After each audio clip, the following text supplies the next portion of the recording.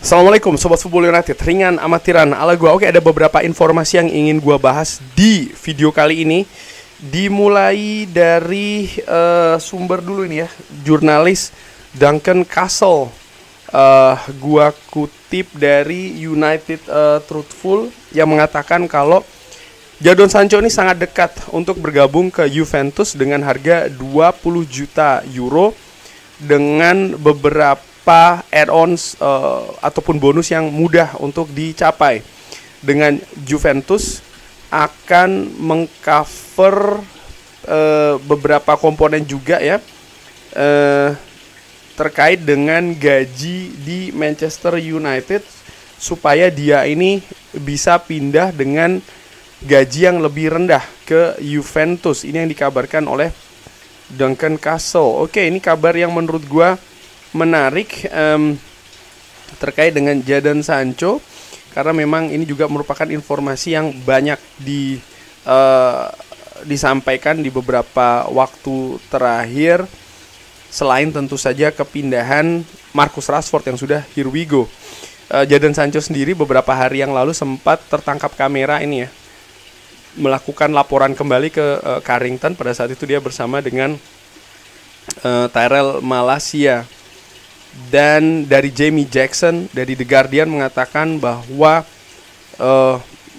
selain Jadon Sancho, Anthony Rashford dan juga Garnacho serta Tyrell Malacia ini penting untuk menentukan langkah Manchester United di bursa transfer kali ini, karena ya diharapkan mereka semua ini bisa lepas. Dan menurut gua secara dengan amatiran, pekerjaan dari manajemen Manchester United untuk bisa melepas Jadon Sancho ini tidak mudah. Jadi ini juga harus diikuti menurut gua secara ringan amatiran ya. Dari Sport Media Test mengatakan bahwa Juventus ini memang diharapkan akan memfinalisasi Jadon Sancho setelah penjualan dari Mbanggula dan juga tim Weah. Kesepakatan Juventus dengan Manchester United ini senilai 18 juta euro dan sang pemain akan menandatangani kontrak 4 tahun. Jadi perpindahan akan secara permanen. Wow, kalau ini betul bisa terjadi, menurut gua ini bisa dikatakan menjadi prestasi bagi manajemen Manchester United. Kenapa? Itu tadi, memang melepas Sancho ini tidak mudah. Sempat dicoba ya kan musim lalu dengan meminjam dulu ke Chelsea dengan kewajiban beli, bahkan ada sanksi ya kan kalau tidak jadi dibeli, ditransfer secara permanen, ada denda di sana, tapi tidak berhasil juga untuk melepas Jadon Sancho. Sehingga kalau Manchester United ini bisa melepas Jadon Sancho katakanlah ke Juventus betul ini, ya menurut gue ini memang hal yang harus diapresiasi dari manajemen Manchester United.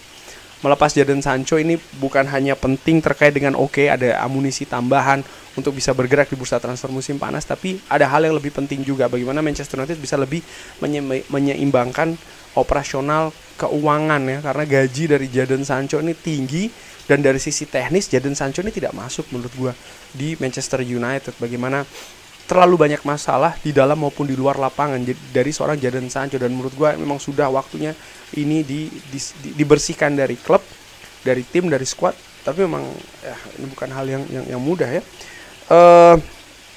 Atletico Madrid dikatakan ini sekarang muncul sebagai favorit untuk mendatangkan Anthony. iPaper Sport mengatakan demikian. Wow.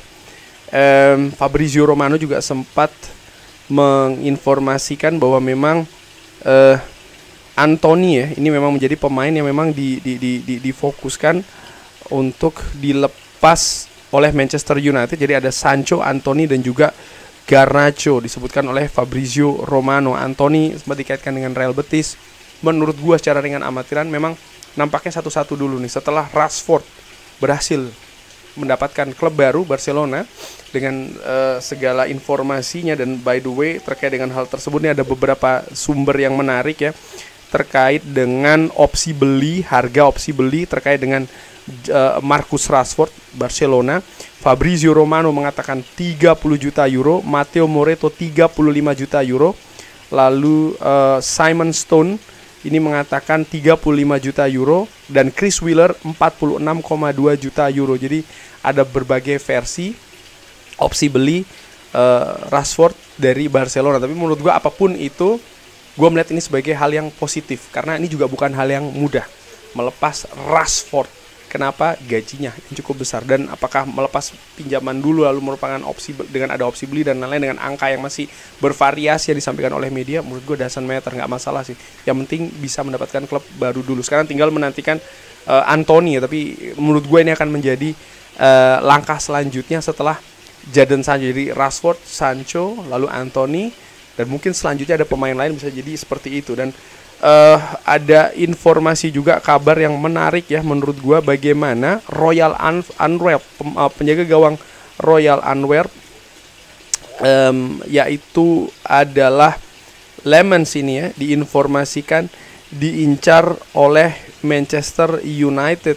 Wow, nama ini memang sempat dikaitkan dengan Manchester United, tapi saat ini Senne Lemans diinformasikan oleh Highland Belgia, ini media Belgia ya, Royal Antwerp ini percaya akan ada peluang yang bagus, penawaran ofisial akan datang dari Manchester United untuk Senne Lemans segera.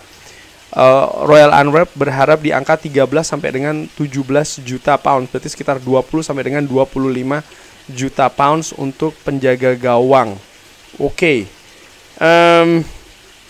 Ya, gua masih berpendapat bahwa di samping bukan soal masalah favorit atau tidak favorit, suka atau tidak suka, tapi gue juga melihat realita ya. Selama tidak ada pergerakan dari penjaga gawang yang saat ini ada, terutama Altay Bayindir, menurut gue mendatangkan Senne Lemans ini tidak besar. Dan apakah misalnya cederanya dari seorang Andre Onana saat ini akan memicu? Dari sisi teknis mungkin iya, tapi jangan lupa Manchester United juga secara ketat ini dan berusaha secara disiplin betul juga bergerak itu berdasarkan situasi finansial, sehingga gua masih berpikir bahwa kalau Altay Bayindir tidak cabut, Senne Lemans tidak akan datang ke Manchester United. Dan sisi teknis apakah dia bagus? Kalau dia masuk ke radar Manchester United, yes dia bagus, tapi jangan lupa penjaga gawang di Manchester United selama bermusim-musim yang gua ikuti tidak cukup hanya faktor teknis saja yang bagus, tapi juga faktor non teknis nih, karakter yang kuat, mental juga yang kokoh.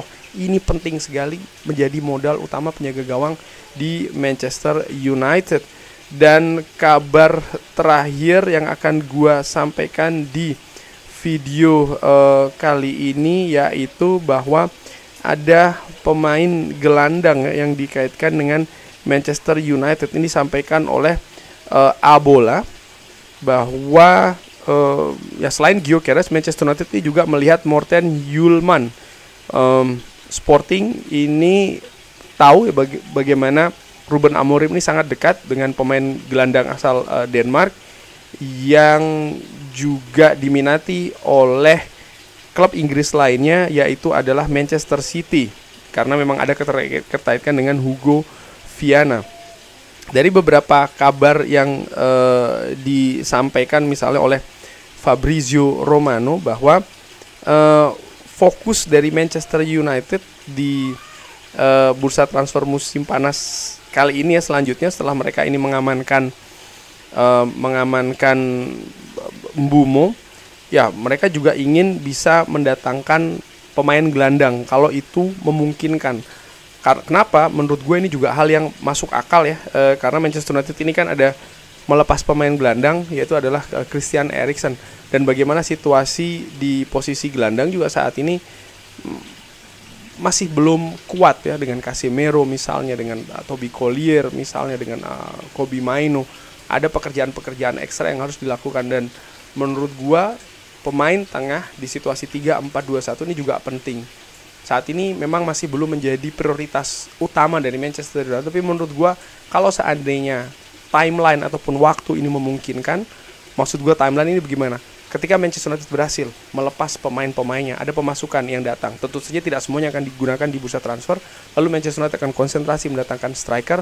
Lalu juga dilihat nih, apakah ada dana ekstra misalnya, ada situasi yang memungkinkan untuk Manchester United bergerak mendatangkan gelandang.